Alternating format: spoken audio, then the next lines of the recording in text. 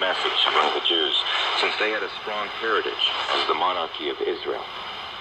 Jesus is here presented as the son of David, the son of Abraham. An interesting note about the genealogy of Jesus in this gospel is that it starts with Abraham and proceeds forward to Christ.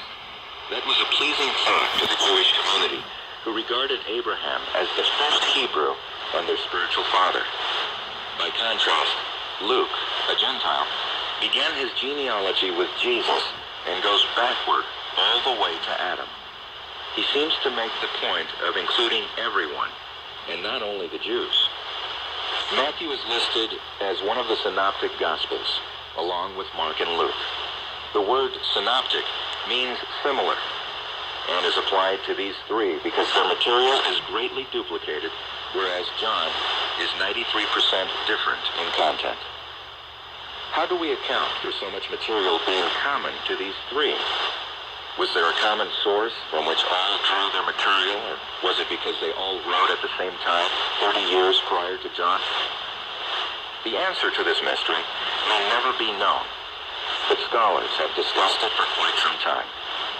It was probably because most of the information was oral at first, and much of it was standardized during the early days of the church. Themes in Matthew follow the format of the king's ministry in Galilee. Matthew chapters 4 through 12. The king's journey to Jerusalem. Matthew 14 through chapter 20. The king at Jerusalem. Chapters 21 through 27. And the king's triumph. Chapter 28. Matthew recorded 5 great sermons of Jesus. The Sermon on the Mount. Matthew 5. The instructions to the 12. Matthew 10.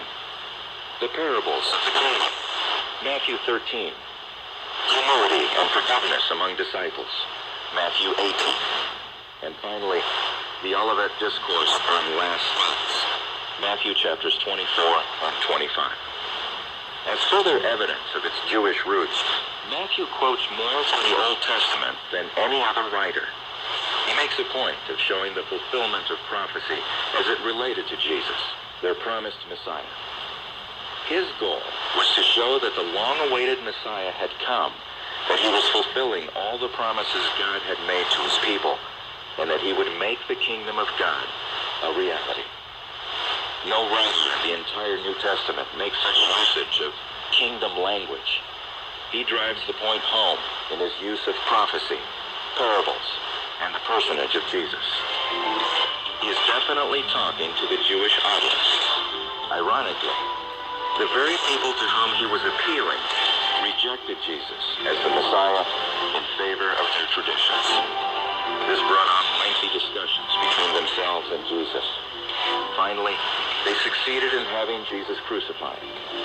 The book closes with Jesus' resurrection and Great Commission to go make disciples of all the nations. Matthew chapter 28, verses 19 and 20.